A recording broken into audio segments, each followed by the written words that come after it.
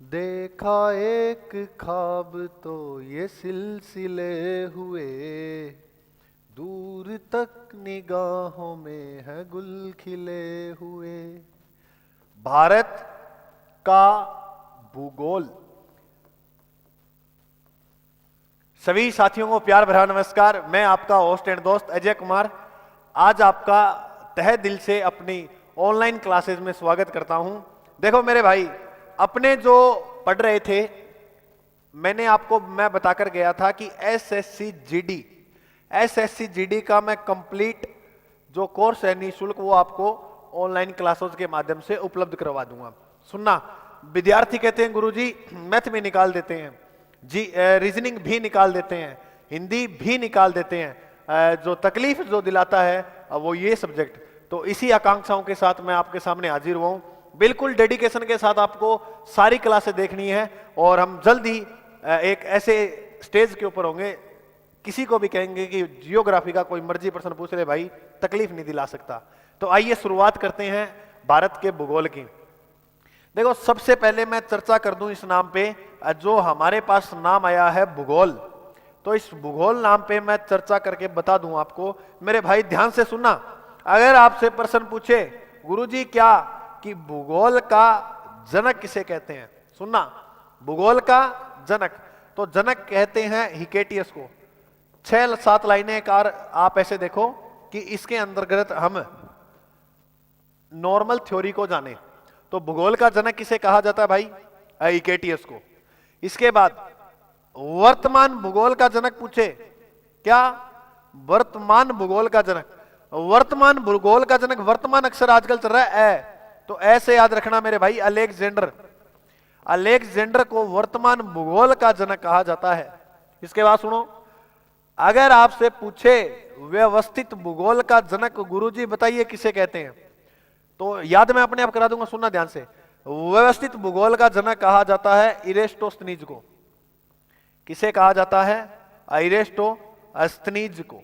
इरेस्टोस्थनीज को व्यवस्थित भूगोल का जनक कहा जाता है। अगर आपसे पूछे सांस्कृतिक भूगोल का जनक किसे कहते हैं, सांस्कृतिक भूगोल का जनक किसे कहते हैं, बिल्कुल खुले दिल से बताएंगे। सांस्कृतिक भूगोल का जो जनक है वह कार्ल ओ शावर को कहा जाता है। किसे कहा जाता है मेरे भाई? कार्ल ओ शावर को। अगर पूछे भौतिक भूगोल का जनक किसे कहते हैं, भौतिक भूगोल, तो देखो भाई, पो से याद रखना, पोलिडोनियम। पोलिडोनियम को भौतिक भूगोल का जनक कहा जाता है, इस बात को ध्यान में रखना। अब सुनो, अगर आपसे प्रश्न पूछे भूगोल का जनक, हिकेटियस कर दोगे, बिल्कुल गुरुजी ये तो याद हो गया। जैसे इतिहास का पिता अपने हेरोडोट्स को पढ़ते हैं तो भूगोल का हिकेटियस याद हो जाएगा। देखो, वर्तमान पूछे तो वर्तमान अक्षर ए चल रहा है, कौन सा ए से याद रखोगे अलेक्जेंडर। व्यवस्थित और स्थित से याद रखना स्त्रीज, स्थित से स्त्रीज, 4 ऑप्शन आएंगे, तकलीफ नहीं होगी बिल्कुल भी। सांस्कृतिक, देखो भाई, सांस्कृतिक, भौतिक, सांस्कृतिक से याद रखो सावर, कार्लो सावर सांस्कृतिक भूगोल का जनक, तो भौतिक का पोलिडोनियम। बिल्कुल सिंपल था, इसको आप याद कर लेना। अब बढ़ते हैं आगे। देखो, सबसे पहले हमारे दिमाग में एक चित्र होना चाहिए। गुरुजी क्या चित्र होना चाहिए? हम जो पहला टॉपिक लेंगे वो लेंगे भारत का सामान्य परिचय। देखो दोस्तों, आपका ये दायित्व बनता है सिर्फ बस इतना कि क्लास को जितने साथियों में हो सकता है इतना शेयर करो। उनको देखकर मैं मोटिव होऊंगा और इसके तहत आपको पूरा कंप्लीट अच्छी तरह से जितना मेरे से सोर्स हुआ वो आपको उपलब्ध करवाने का प्रयास करूंगा। तो सुनते रहिएगा। इसके बाद मैं आपको बताऊं कि भारत के सामान्य परिचय को पढ़ने के लिए अपने को कितने भाग पढ़ने पड़ेंगे। देखो दोस्तों, मेन बात ये है कि भारत नाम की अगर कोई चीज आई है तो दिमाग में पहले तो ये छपना चाहिए कि हम पढ़ क्या रहे हैं, भारत का भूगोल। भारत के भूगोल के बाद हम क्या पढ़ रहे हैं? हमने पहला टॉपिक उठाया कि सबसे पहले उसकी नींव तो भरें, यानी कोई मकान बना रहे हैं उसकी नींव तो मजबूत करें। नींव में हम पढ़ेंगे भारत का सामान्य परिचय। अब सामान्य पूरा जियोग्राफी अपने से पढ़ेंगे। देखो, कोई भी चीज है उसको समझने के लिए, उसको पढ़ने के लिए पहले उसकी तस्वीर दिमाग में होनी चाहिए कि पढ़ना कैसे है। अगर तुम्हें यह पता लग गया ना कि पढ़ना कैसे है, अपने आप पढ़ लोगे तुम। तो देखो सुनो, सबसे पहले अपने देखेंगे भाई कि ये जो भारत है, इस भारत की उत्पत्ति कैसे हुई, यानी जो भारत है ये भारत आया कैसे, तो इसकी उत्पत्ति देखेंगे।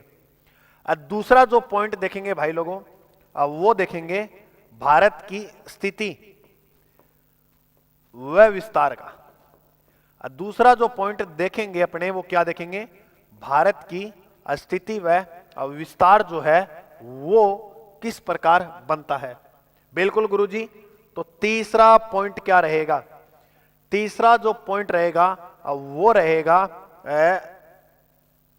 33, सॉरी, तीसरा मेरे भाई जो पॉइंट रहेगा अपना वो ये रहेगा कि भारत में सीमा क्या रहेगा, सीमा। अब सीमा भारत के साथ जल की भी लगती है और थल की भी लगती है, तो दोनों ही पढ़ेंगे तीसरा पॉइंट के अंदर सीमा।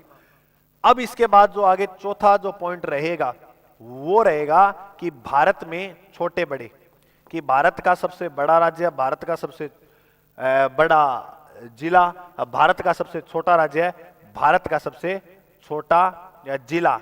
छोटा बड़ा का जो पॉइंट रहेगा वो हमारा चौथा रहेगा। इसके अंदर अपनी सारी बातें पढ़ लेंगे जितनी पढ़ी जा सकती हैं।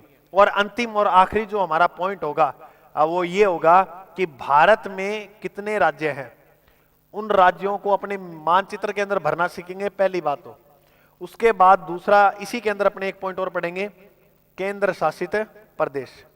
क्या पढ़ेंगे भाई, केंद्र शासित प्रदेश। और आप ये बात सभी जानते हो कि भारत वर्तमान के अंदर 8 केंद्र शासित प्रदेश लेकर बैठा है। तो भारत में कुल कितने केंद्र शासित प्रदेश है मेरे भाई, 8 केंद्र शासित प्रदेश है। तो देखो अपने को सिर्फ इतना कंटेंट तैयार करना है, इसके अंदर आपका सामान्य परिचय क्लियर हो जाएगा बेहतर तरह से। समझ में आ गई क्या गुरुजी? 5 पॉइंट अब तुम्हारे दिमाग में चल गए कि भारत में अपनों ने पढ़ना क्या है। सबसे पहले ये पढ़ेंगे, फिर ये पढ़ेंगे, फिर ये पढ़ेंगे, फिर ये पढ़ेंगे, फिर ये। एसएससी जीडी के लिए सबसे इंपॉर्टेंट एक पॉइंट, दूसरा पॉइंट सबसे इंपॉर्टेंट ये, और तीसरा पॉइंट सबसे इंपॉर्टेंट ये। ठीक है, अब देखो भाई, इसमें सबसे पहले अपने बात करते हैं उत्पत्ति की। किसकी बात करें? उत्पत्ति की, कि भारत की जो उत्पत्ति है वो किस प्रकार से हुई थी। तो देखो ये रहा अपना प्यारा सा भारत। देखो इधर बताया जाता है एक व्यक्ति, इसी का प्रश्न आता है लगभग, जिसका नाम था अल्फ्रेड वेगनर। अल्फ्रेड वेगनर, व्यक्ति का नाम था अल्फ्रेड वेगनर। इस व्यक्ति ने एक सिद्धांत दिया। क्या सिद्धांत दिया? महाद्वीप विस्थापन सिद्धांत। कौन सा सिद्धांत दिया? महाद्वीप विस्थापन, या इसे कह सकते हैं प्लेट विवर्तनिक सिद्धांत। विवर्त एक सेकंड,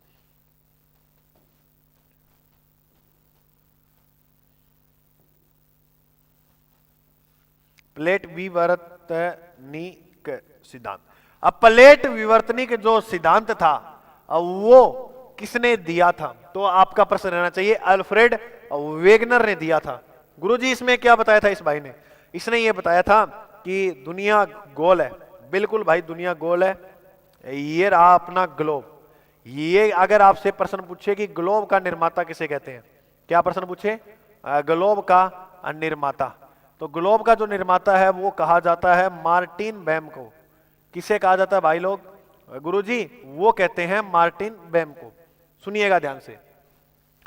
इस भाई ने जो बात बोली वो बहुत ही अच्छी बात बोली। गुरुजी क्या बोला इसने? इसने ये कहा था कि ये जो है ना, इसके अंदर पूरा भाग जो था वो जल का था। पूरा जो भाग था वो किसका था भाई? गुरुजी इसने ये बताया कि पूरा भाग जो था यहाँ पर जल का था। तो इसका जो नाम दिया इसने वो दिया जल मंडल। जल मंडल। अब सुनना ध्यान से, घटना क्या हुई? पूरी पृथ्वी में पहले जल ही था और कुछ नहीं था। सबसे पहले जो जीव आना शुरू हुए थे वो भी जल के अंदर ही आना शुरू हुए थे। मैं आपको बता दूं जानकारी के लिए, सबसे पहला जल में आया था जीव एक कोशिकीय है। ठीक है, उसके बाद धीरे धीरे करते अपने पढ़ते हैं उभयचर वगैरह का निर्माण हुआ। उभयचर जैसे आए तो यहाँ ज्वालामुखी उद्भेदन होना शुरू हुआ, और ज्वालामुखी से जो लावा निकलता था ना, वो जैसे ही पानी में आता था तो पानी में आके वो जम जाता था। ठीक है, ऐसे ही हर जगह पर ज्वालामुखियां जो है विस्थापन हुआ ज्वालामुखियों का, और वो इस प्रकार से बनने लगी। अब क्या थे, जो जल वाले जीव थे ना, वो पहली बार इस जगह पे आए थे तो वो चौंक गए कि पता नहीं कौन सी जगह पे आ गई। अब वो उन पूरी दुनिया, मतलब उनका काम ही एक था कि जल में रहना, और वो पहली बार स्थल पे आए ना, जैसे मेंढक की बात करें अपने, पहली बार स्थल पे आए तो वो घबरा गया कि मैं कहाँ गया, तो वो ज्यादा टाइम तक यहाँ नहीं रुकते थे, वो फिर पानी में चले जाते थे। ऐसे करते करते ये जुड़ने लगे आपस में, और ये जब आपस में जुड़े ना तो एक बड़ा स्थल बना। क्या बना? एक बड़ा स्थल। और फिर इस प्रकार से ये जीव थे, ये परिपक्व हो गए, धीरे धीरे आगे बढ़ने लगे, और जिस प्रकार ये आगे बढ़ने लगे तो यहां पर क्या आई भाई? वनस्पति, जंगल बनने लगे। और जंगल पे देखो, मैं आपको बताऊं, पहले जो पेड़ आया था ना, उसके जो है वो पत्तियां नहीं हुआ करती थी, लेकिन एक काल आया जब पत्तियां आने भी शुरू हो गई। ठीक है, मैं आपको बताऊंगा। फिर ये सारे जितने भी जो है वो ये स्थल भाग जुड़कर एक बड़ा भाग का निर्माण करते हैं, जिसका नाम है पेंजिया। एग्जाम में अगर प्रश्न पूछे ना कि पेंजिया का निर्माण किस काल में हुआ था, सिंपल सी बात याद रखनी है कि भाई जो पेंजिया था, इस पेंजिया का निर्माण परमियन काल में हुआ था। कौन से काल में हुआ था? परमियन काल में। एक तो प्रश्न ही है, याद रखना। बिल्कुल गुरुजी याद रखेंगे। अब देखो भाई, आगे समझो इस बात को। अरे एक मिनट, आगे समझो इस बात को भाई। के इसका कंप्यूटर है की भी उसके है नहीं, तो आगे समझो। यहां मैं अभी आपको बता के गया कि एक स्थल वाला भाग बना, जिसका नाम अपनों ने क्या दिया था? पेंजिया। बिल्कुल गुरुजी, एक स्थल वाला भाग था जिसका नाम जो था वो अपनों ने दे दिया पेंजिया। इतनी बात हम अच्छी तरह से समझ गए। अब सुनो फिर आगे, ध्यान से समझना इस बात को। ये जल वाला भाग था, ये स्थल वाला था, तो इसका नाम देंगे हम स्थल मंडल। एक बात याद रखना कि जल वाले भाग का जो नाम वेगनर ने दिया था, वो दिया था पेंथालासा। ये प्रश्न आरपीएससी ने पूछा भी है कि वेगनर के अनुसार जल वाले भाग को क्या कहते थे? पेंथालासा। और जो स्थल का भाग था उसे कहा गया था पेंजिया। क्या कहा गया था? पेंजिया। स्थल के भाग को पेंजिया, और जल का जो भाग था वो पेंथालासा कहलाता था। अब सुनना बात ध्यान से।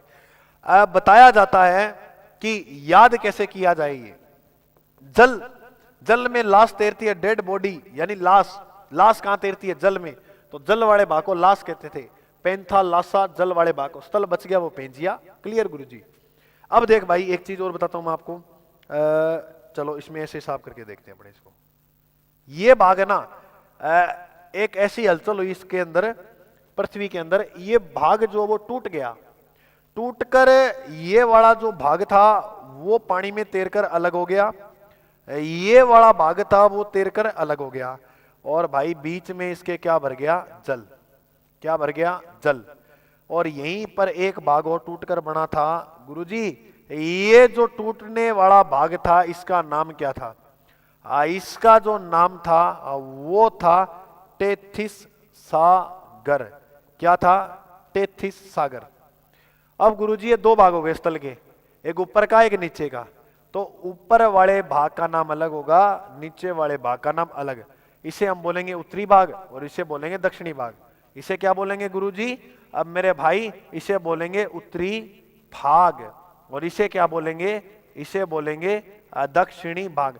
देखो आराम से करना भाई, अभी भी टाइम पड़ा, मैं मेरा काम कर जाऊंगा। तुम ऐसे ना करो कि अगर तुम जल्दबाजी करोगे गुरुजी तो बहुत धीरे चल रहे हैं, भागने इधर उधर भागोगे, कैसे होगा? मैं दावा करता हूं, एक बार ज्योग्राफी पढ़ लेना, आपको तकलीफ नहीं दिलाएगा कोई प्रश्न। ये दावा मेरा आपके साथ पक्का है। सुनो ध्यान से। अगर अपने बात करें उत्तरी भाग, तो देखो ए सबसे पहले आता है। तो उत्तरी भाग का जो नाम था वो था अंगारा लैंड। क्या नाम था? अंगारा लैंड। उत्तरी भाग का नाम क्या दिया? बोलो, अंगारा लैंड। ये दक्षिण, और दक्षिण भाग का नाम देखो, गोडा नीचे यानी गोडा ये गोडे वाले, तो गोडा नीचे, तो गोडवाना लैंड जो था, गोडवाना लैंड जो था वो दक्षिण भाग था।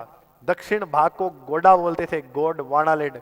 उत्तरी भाग को अंगारा लैंड बोलते थे। गुरुजी भारत किसका हिस्सा है? तो मेरे प्रिय साथियों, पहले मैं राजस्थान पे आता हूं। अपने पढ़ते हैं कि तेथिस सागर और गोडवाना लैंड से मिलकर राजस्थान बना है। इसी प्रकार भारत भी किसका अवशेष माना जाता है? बड़ी मात्रा में गोडवाना लैंड का। प्रायद्वीप का जो भारत है वो प्रायद्वीप का पठार वो 16 लाख वर्ग किलोमीटर में फैला हुआ है और कुल भारत का क्षेत्रफल 32 लाख है। तो याद रखना गोंडवाना लैंड का ही भारत अवशेष है। तो इससे ये वाला जो भाग था ना, ये भाग टूटा और आगे ऐसे टूटता हुआ जल वाला भाग तो 5 भागों में टूट गया और स्थल वाला जो भाग था वो कितने भागों में टूटा? 7 भागों में। मैं आपको छोटी सी जानकारी और दूं, इधर देखो। अगर आपसे पूछे कि पृथ्वी पर, कहां पर भाई? पृथ्वी पर जल की मात्रा कितनी है और थल की मात्रा कितनी है, तो जल की जो मात्रा बताई जाती है पृथ्वी पर वो है 71%। अब कंप्यूटर को के कर कहां पाल ले। तो देखो भाई, अपने जल की जो मात्रा है वो है 71% और थल की जो मात्रा है वो है 29 यानी 29%। इस बात को भी याद रखना। गुरुजी ये बात तो हमारे बिल्कुल आराम से समझ में आ गई। वेगनर ने सिद्धांत दिया था। ग्लोब का निर्माता मार्टिन बैम को कहा जाता है। जल लास तो पेंथालासा, स्थल पेंजिया, स्थल वाला भाग टूटा था 7 भागों में। और मेरे दोस्त अपने पढ़ते हैं कि महाद्वीप जो थे वो थे 7। महाद्वीप कितने थे? 7। 1 2 3 4 5 6 और 7। देखो सबसे बड़ा, सभी को पता है आपको कौन सा महाद्वीप है भाई? एशिया। सबसे छोटा जो महाद्वीप है उसका नाम क्या है? ऑस्ट्रेलिया। क्या है भाई? ऑस्ट्रेलिया। दिक्कत इनमें आएगी अगर देख दोस्त ऐसे पूछा कि बता दक्षिण से या उत्तर से, कैसे क्रम पूछ लेगा बड़े से छोटे में, या पूछ ले कि दूसरा सबसे बड़ा महाद्वीप कौन सा था, दूसरा सबसे छोटा महाद्वीप। तो मेरे भाई मेरे दोस्त आपको तकलीफ ना हो इस प्रश्न को करने में, इसलिए मैं आपको एक चीज बताता हूं, सुनना। ये जो है अपने महाद्वीप 7 के साथ पढ़ते हैं। ये क्या लिखा हुआ है गुरुजी? ये 3 लिखा है। 3 को हिंदी में ऐसे लिखा, क्या बना? ऊ। अरे ऊ से तुम याद करोगे उत्तरी अमेरिका। बिल्कुल गुरुजी, ये तो याद हो गया। ये याद हुआ था। उत्तर के विपरीत दिशा कौन सी होती है? दक्षिणी अमेरिका। कौन सी होती है भाई? दक्षिणी अमेरिका। तो ये जो भाग था वो कौन सा हुआ? दक्षिणी अमेरिका का। अब 5 नंबर का ही आएगा यहां पर। कितने नंबर का? 5 नंबर का। अंटार्कटिका। क्या आएगा भाई? अंटार्कटिका। बिल्कुल सिंपल। सबसे बड़ा एशिया, छोटा ऑस्ट्रेलिया। 3 नंबर पे उत्तरी अमेरिका, 4 पे दक्षिण, 5 पे 5 नंबर का। 5 एक सर देखो 1 2 3 4 5 बड़े बड़े, तो अंटार्कटिका। अब 2 रह गए। एक रहा यूरोप और एक रह गया अफ्रीका। अब देखना ये है कि अफ्रीका कहां आएगा, यूरोप कहां आएगा। एक ही बात देखो, ए पहले आता है, ये पहले आता है। गुरुजी ए आता है तो यहां रखो अफ्रीका। दूसरा सबसे बड़ा महाद्वीप अफ्रीका। दूसरा सबसे छोटा महाद्वीप कौन सा है? ऑस्ट्रेलिया। बिल्कुल सिंपल सी बात है, तुम्हें याद हो जाएगी। बिल्कुल सिंपल सी बात है। अगर प्रश्न पूछे, चलो मैं बताऊं, भारत किस महाद्वीप में आता है? एशिया महाद्वीप के अंदर आता है। एक ये बात याद रखना। सबसे गहरा सागर, सबसे गहरा या बड़ा महासागर अगर पूछे तो क्या करेंगे गुरुजी? वो हम करेंगे प्रशांत महासागर। प्रशांत महासागर। अब एक बात और मेरे दोस्त याद रखना, आपने इसका उत्तर तो प्रशांत कर दिया। प्रशांत पेटी है ना, वहां दुनिया में सर्वाधिक विश्व में सर्वाधिक क्या आते हैं? भूकंप। सर्वाधिक भूकंप वहां आते हैं। अगर देश पूछे भूकंप वाला, तो भूकंप वाला देश है जापान। जापान ऐसा देश है जहां पर सर्वाधिक क्या आते हैं? भूकंप। इसको वनडे एग्जाम में याद रखना, ठीक है। जापान की राजधानी भाई, राजधानी इसकी टोक्यो। राजधानी क्या है? टोक्यो। देखो साथ साथ में अपने सारी बातें ही करते रहेंगे जो इंपॉर्टेंट लगी। इसके बाद देखो 7 महाद्वीप पढ़े। अब अपने को जो दूसरा पॉइंट है वो देखो ध्यान से। अपनों ने ये देखा था, उसके बाद जो ये सिद्धांत था भारत का सामान्य परिचय, इसमें आप पढ़ेंगे अपने भारत की उत्पत्ति तो देख ली, भारत कैसे आया। अब पढ़ेंगे भारत की स्थिति व विस्तार कैसे बनता है। तो दोस्त देखो ध्यान से, भारत की स्थिति व विस्तार कल से पीपीटी के अंदर ना अपने अच्छी तरह से चित्र वगैरह सारे लेके आएंगे, कोई दिक्कत वाली बात नहीं है। ये क्लास है मैं कह रहा हूं आपको बहुत बेहतर लगेंगी। आप जुड़कर आराम से देखिए, बस आनंद लीजिए क्लास का, ठीक है। अपने आप देखेंगे भारत की स्थिति, भारत की स्थिति विस्तार इसके बाद देखेंगे। पहले देख लेते हैं भाई भारत की स्थिति कैसी है। चलो गुरुजी दिखाओ। तो भाई पहला जो देखा जाएगा वो स्थिति वो देखी जाएगी विश्व के संदर्भ में। उसके बाद जो स्थिति देखी जाएगी वो देखी जाएगी एशिया के संदर्भ के अंदर। बिल्कुल ठीक है, पहले विश्व में देखेंगे और फिर एशिया में। तो विश्व में देखें तो भाई ये रहा ग्लोब।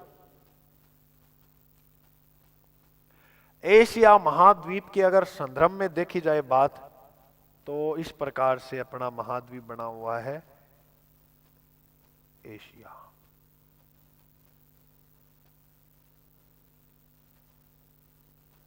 ये महाद्वीप है एशिया, ठीक है। अब बात करें ये जो एरिया है ये वाला इस प्रकार से, ये किसका है? भारत का। गुरुजी भारत यहां कहां है? भारत मेरे भाई यहां पर इस प्रकार से ये बना हुआ, ये रहा।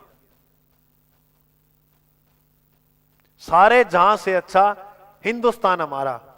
तो देखो भाई ये दिशा उत्तर, दे दी हमें आजादी बिना धड़क बिना तान, साबरमती के संत तूने कर दिया कमाल। ये दिशा दक्षिण भाई, ये दिशा पश्चिम और ये दिशा पूरब। ये दिशाओं का अपनों को सभी को ज्ञान है। देखिएगा अगर भाई मैं एक लाइन ऐसे मारूं, एक लाइन ऐसे खींच दूं, खींच दी गुरुजी? बिल्कुल। एक लाइन अपने ऐसे खींच लें, ऐसे ऐसे, ये खींची, और एक लाइन बीच में से अपने ऐसे खींचे। तो भारत की जो स्थिति है वो कैसे बनती है? देखो वैसे तो दक्षिण के अंदर आता है भारत। कहां पर आता है? दक्षिण में। लेकिन अगर एक रूप से देखा जाए तो भारत की स्थिति ये बनती है। तो तुम याद रखना इस दिशा को क्या बोलेंगे? इस दिशा को दक्षिण पश्चिम कहा जाएगा। गुरुजी विषम में स्थिति कहां बनती है? विषम में स्थिति यहां बनती है। इस दिशा को क्या बोलेंगे? इस दिशा को बोलेंगे उत्तर पूर्व। तो ये बात समझ में आई क्या गुरुजी? ये बात समझ में आ गई। इसके साथ साथ तुम एक बात और समझो, इसके साथ साथ तुम एक बात और समझो। क्या गुरुजी? देखो फिर गोलार्ध, कि भारत किस गोलार्ध में आता है, समझना ध्यान से। ये पृथ्वी, और पृथ्वी में यहां पर बसा है भारत, ये रहा। और इस बीच की रेखा भूमध्य रेखा। भारत उत्तर दिशा में है दोस्त या दक्षिण दिशा में? बस इतना बता। गुरुजी भारत तो उत्तर दिशा में है, तो याद रखना भारत किस गोलार्ध में आता है? भारत उत्तरी गोलार्ध के अंदर आता है। यह बात भी सिंपल याद हो जाएगी, बिल्कुल भाई याद हो जाएगी। तो याद रखना भारत किस गोलार्ध में आता है? भारत उत्तरी गोलार्ध के अंदर स्थित है, उत्तरी गोलार्ध में आता है। भारत की स्थिति देख ली। गुरुजी भारत का विस्तार बताओ। तो देख भाई अब हम जो अगला पॉइंट पढ़ेंगे वो पढ़ेंगे भारत का विस्तार। स्थिति पढ़ी, विस्तार। ये अपना जो टॉपिक रहेगा अब वो रहेगा भारत के विस्तार का। देखिए ये सारे जहां से अच्छा हिंदुस्तान हमारा, ये प्यारा सा भारत है अपना, इस प्रकार से ये रहा। कल पीपीटी आ जाएगी। देखो मानचित्र वैसे बना लेते हैं, कोई दिक्कत वाली बात है नहीं, लेकिन पीपीटी के अंदर और अच्छा लगेगा। ये रहा भारत। तो भाई ये दिशा उत्तर, ये दक्षिण, ये पश्चिम और ये पूर्व। गुरुजी ये बात समझ में। इसके साथ साथ एक बात और समझना, ये पॉइंट और समझना। ये उत्तर हुआ, ये दक्षिण हुआ, ये पश्चिम हुआ, ये पूरब हुआ। ये भारत ही ऐसे मानो तुम, ठीक है। मैं ये इसलिए बना रहा हूं कि आपको ये बता सकूं कि भारत उत्तर से दक्षिण कितना बड़ा है। तो देख दोस्त, भारत उत्तर से जो दक्षिण है वो कितना बड़ा है? भारत उत्तर से दक्षिण है 3, 3 से पहले क्या आता है? 2, 2 से पहले 1, 3 के बाद 4। तो भारत जो है वो उत्तर से दक्षिण 3214 किलोमीटर है। 3 2 1 4, याद हो जाएगा 3 2 1 4। पश्चिम से पूर्व भारत कितना है गुरुजी? तो भाई देखो इधर 3 से शुरुआत की थी, यहां 2 से करते हैं। देखो 2 के बाद यहां लेना 2 9 2 9, देखो 2 एक जैसा है, 2 9, तो 2 9, 2 के बाद 3 आता है तो 3 3, तो 2 9 3 3, या ऐसे 2933 किलोमीटर है भारत पश्चिम से पूर्व। भारत की लंबाई ज्यादा है चौड़ाई? तो याद रखना भारत की जो लंबाई है वो अधिक है। लंबाई क्या है? अधिक। भारत की लंबाई क्या है? अधिक। अगर इन दोनों का लंबाई और चौड़ाई का अंतर पूछे तो दोनों को माइनस कर देना। क्लियर? बिल्कुल। गुरुजी ये कौन सा बिंदु है जहां ये आपस में मिल रहे हैं स्थान?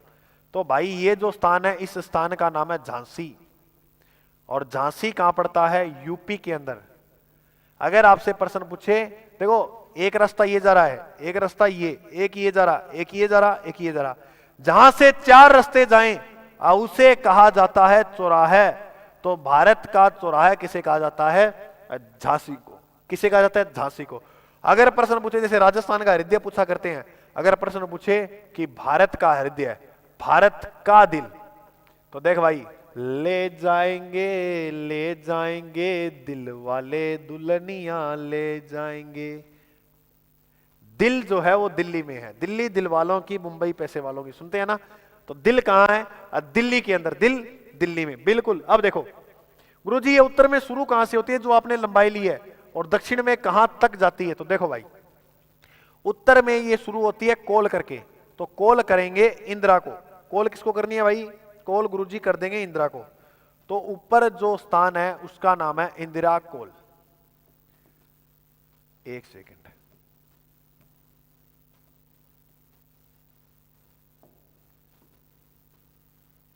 ऊपर जो स्थान है उस स्थान का जो नाम है दोस्त वो क्या है गुरुजी? वो है इंदिरा कोल।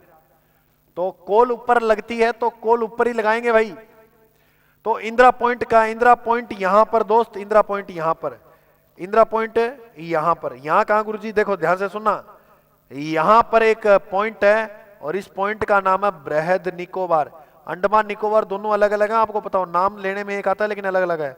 और ये जो बृहद निकोबार है, यहां पर एक पॉइंट है जिसे कहा जाता है इंदिरा पॉइंट।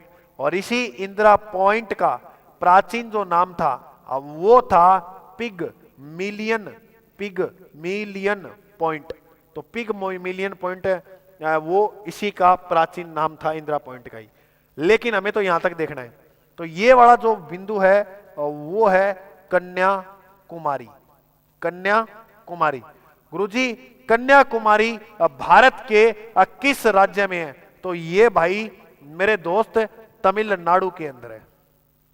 और ऊपर वो आपको पता ही है जम्मू कश्मीर तो है ही। बिल्कुल गुरुजी। तो कोल ऊपर, पॉइंट नीचे। कोल कहां लगाएंगे? छत पे जाके। तो कोल ऊपर है, छत पे ऊपर, और याद रखना पॉइंट नीचे। और कन्याकुमारी आपको पता ही है, यहां पर जो पॉइंट है कन्याकुमारी, उत्तरी पता लगा गुरुजी, दक्षिण में पता लगा। अब इधर आओ, पश्चिम की अगर अपने बात करें वो स्थान आ जाता है सर क्रीक। कौन सा? Sir creek. ये जो है भारत के गुजरात राज्य के अंदर स्थित है। और गुजरात की राजधानी कौन सी है? गांधीनगर। तो पूछेगा कि पश्चिमी राजधानी कौन सी है? तो गांधीनगर। बता, वो कोई बाद की बातें वो सीख लेंगे। तो एक बार तुम इधर देखो, सर क्रीक जो है वो कहां है? गुजरात में। गुरुजी पूर्व में बताओ कौन सा पॉइंट है? पूर्व में भाई अरुणाचल प्रदेश के अंदर किवीथू, किवीथू, या तुम इसे बोल सकते हो वालांगू। वालांगू, ये जो वालांगू है ये भारत के अरुणाचल प्रदेश स्टेट के अंदर है। अरुणाचल प्रदेश। तो भारत का अगर अपने बात करें पूर्वी राज्य कौन सा है? अरुणाचल प्रदेश। सूरज के सबसे पहले दर्शन किस राज्य में किए जा सकते हैं? पूर्व में जाओगे तो भाई दर्शन पहले होंगे। तो पूर्वी राज्य बोलो, अरुणाचल प्रदेश। बिल्कुल सिंपल बात थी। हमने भारत की स्थिति भी देख ली और सिंपल सा भारत का क्या देख लिया, हमने विस्तार भी अच्छी तरह से देख लिया। तो समझ में आई दोस्त भारत की स्थिति क्या बनती है और भारत का विस्तार किस प्रकार से बनता है। बिल्कुल गुरुजी ये बात समझ में आ गई। आगे देखो, आगे पॉइंट क्या है? आगे का जो पॉइंट है वो अपना सीमा। सीमा मैं आज हेडिंग डाल के छोड़ देता हूं, कल पढ़ेंगे कि आज जो हमें पढ़ना है वो पढ़नी है भारत की सीमा। अब मैं दोस्त एक बात बताऊं आपको, सीमा जो है वो दो प्रकार से है। जल की सीमा भी भारत लगाता है भाई, और स्थल की सीमा भी भारत के साथ लगती है। जल की सीमा भारत कितनी बनाता है, स्थल की सीमा भारत कितनी बनाता है, ये लिख देता हूं, बाकी पढ़ेंगे कल। जल की सीमा जो भारत के साथ लगती है वो लगती है 7516 किलोमीटर। पॉइंट और आता है लेकिन उसको छोड़ो, कितनी, 7516 कुल जल लगती है। लेकिन जल भी दो तरह से लगता है, तटों के साथ लगता है, द्वीप के साथ लगता है, वो क्या है कल पढ़ेंगे। अभी देखो स्थल की जो सीमा, अब वो टोटल कितनी लगती है, वो लगती है 15,200 किलोमीटर। कितनी लगती है दोस्त, 15,200 किलोमीटर। तो दोस्त आज हमने जितना पढ़ा, मैं आशा और उम्मीद करूंगा आपको बहुत ही अच्छी तरह से ये सारा मामला जो है समझ में आया होगा। और फिर इसी के साथ मैं आपको कहता हूं कि क्यों डरे, या क्यों डरे कि जिंदगी में क्या होगा, जो होगा अच्छा होगा। समझ में आ रही है, मतलब डरना नहीं चाहिए। अब तुम डर रहे हो कि जीडी का नहीं हुआ, तो क्या डरे, जिंदगी में क्या होगा, कुछ नहीं होगा तो एक अच्छा तजुर्बा तो होगा ही होगा, है या नहीं है। तो इसी के लिए जय हिंद, मिलते हैं अगले भाग में।